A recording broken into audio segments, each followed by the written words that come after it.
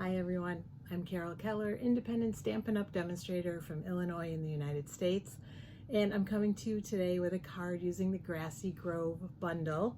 I've been having fun playing with this bundle. It is my bundle bonus bundle of the month, and what that means is if you purchase the bundle from me, I will send you the components to make a card. I will show you that, but this is actually a third card that I've made with this bundle, so I will show all of them to you today. So let's get started. First, let me show you the components in the bundle and the rest of the items that I used to make today's card. This is the bundle. It consists of the stamp set and some companion dies. Some of the dies cut out all of these images and cuts out the outline of this one.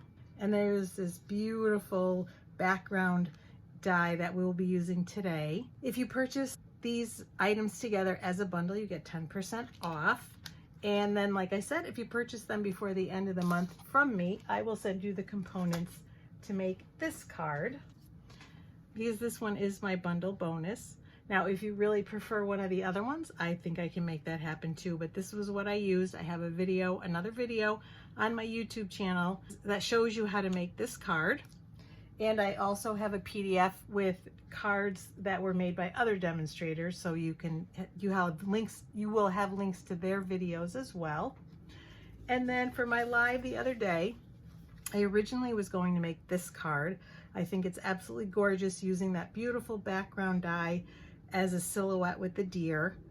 And I wanted to do something a little different. I had seen this in the catalog, so I was pretty much copying it mostly from there, and I wanted to do something different. But you'll see, let's bring it back for a second, you'll see that it uses the beautiful designer series papers that are in the mini catalog called New Horizons, which sadly will not be available after the catalog ends next month, by the end of next month. But I love these papers, they are gorgeous. And then some coordinating colors on the back side and a few scenes as well. So versatile. I've used these a ton and I'm going to miss them greatly. But those are the components for the card. So that was the second card I made. And then today I'm going to show you how to make this card. Originally, when I made it on my live just using the deer and coloring in the trees because I wanted some contrast. And when I finished it, I thought, I don't know, it's kind of plain. There's too much plain green. What can we do? So I came up with a way to jazz it up, and I hope you like it. So I'm going to show you how to do that. So if you saw my live, this is the stepped up version, and you could probably fast forward till I get to that part because you know how to do the rest if you did watch my live. But I'm going to leave that here and show you how to do it. And we start with a basic white card base. An A2 or an A4 card will work. And we're going to put that aside. And so I've also cut the designer series paper to first layer size. So in inches, it is 5 1/4 by 4 inches. Or if you're using an A4 card, it would be 14.4 centimeters by 10 centimeters. And we're going to put that on right away with Stampin' Seal. And we're just centering it on the card. And next I cut out that beautiful die from some soft succulent cardstock. And like I said, it's pretty like this. You could definitely do that and just use it the way it is, but I really wanted to jazz it up. And so this is how I did it. I used my blends markers, and I'm going to bring in a scrap just to make sure that we don't mess up the grid paper underneath, because we're going to be going outside the lines a little bit. And I really wanted to give definition for the trunks and the branches because I did not want them to be green. And so I'm using one of our markers. This is the SU200, the ones that came out with the All Together collection and are now in the new annual catalog. So this is SU200. You could choose whichever shade you like, but I thought this would work nicely. And so I'm just using the brush end and basically coloring where it looks like there are branches. I'm not going to do the whole thing on camera, but I want to show you my process. When I got to the bottom, I purposely made it at an angle so it would look like the the bushes or the shrubs are growing up to the tree. And then just wherever I thought there was a branch, I colored it in. And you're going to do that across the whole die.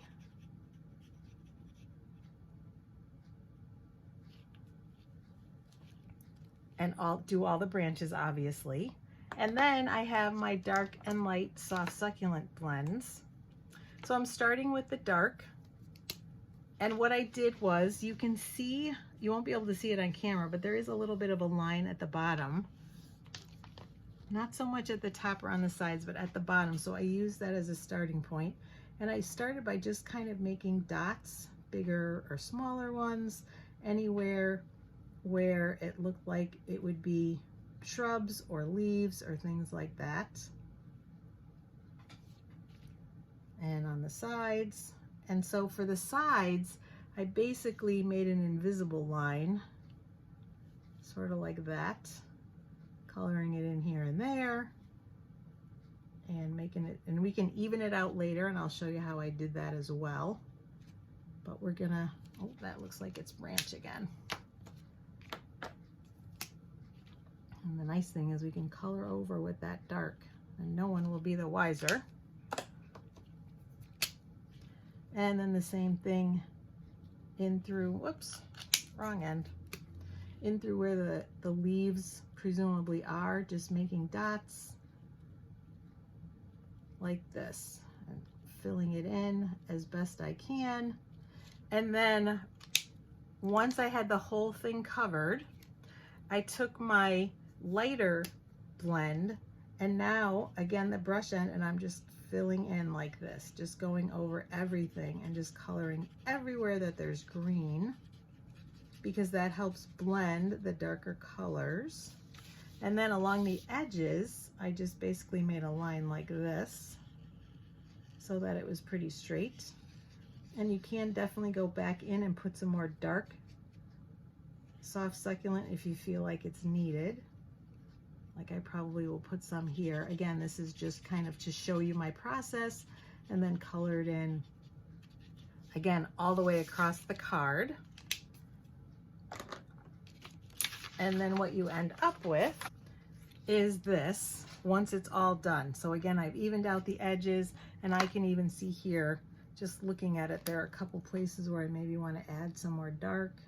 And that's the nice thing, you can go back and add even kind of a third layer if you want to make it sort of 3 different colors and so on. And so that was the process anyway for coloring it in. And now that we have that, we're just going to put it on the front of the card. But before we do that, we're going to do some stamping on the inside. And the only thing I did there was stamp "Thank You" from the set and stamp the deer. All right, so for the "Thank You," I'm using soft succulent.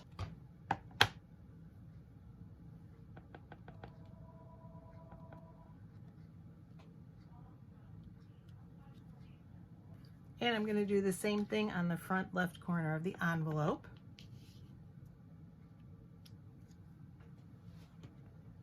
You can also, if you want to, put some of that beautiful Designer Series paper on the back flap. That gives it a very beautiful finished look.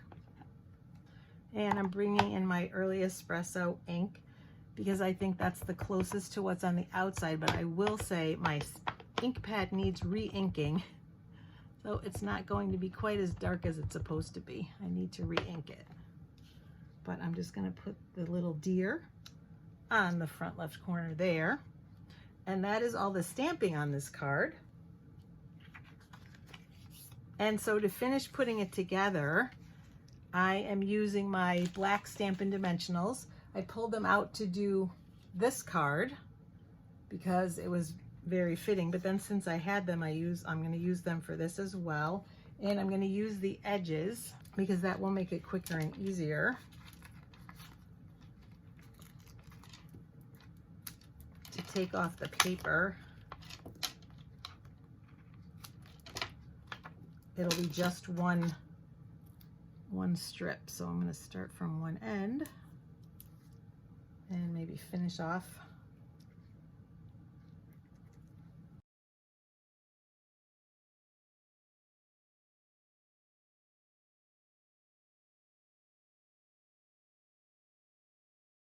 then fill in over here because we don't want it to sag. And we also don't want it to show through the paper, so I'm going to put it right up to the edge. And then I'm going to fill in with some mini Stampin' dimensionals in here so that this part doesn't sag. So I'm just adding some where I see that there is room for them.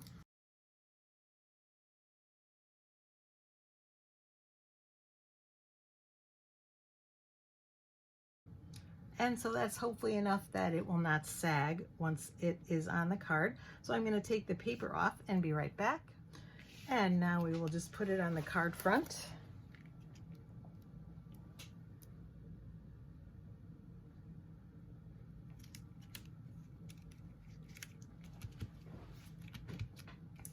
And of course, for the finishing touch, I have also die cut 2 of the deer. There are 2 deer in the die set. There are 3 actually, but one cuts out the stamped image that we did on the inside, and then there are 2 others, which are these. And so for these, I'm also using my mini dimensionals.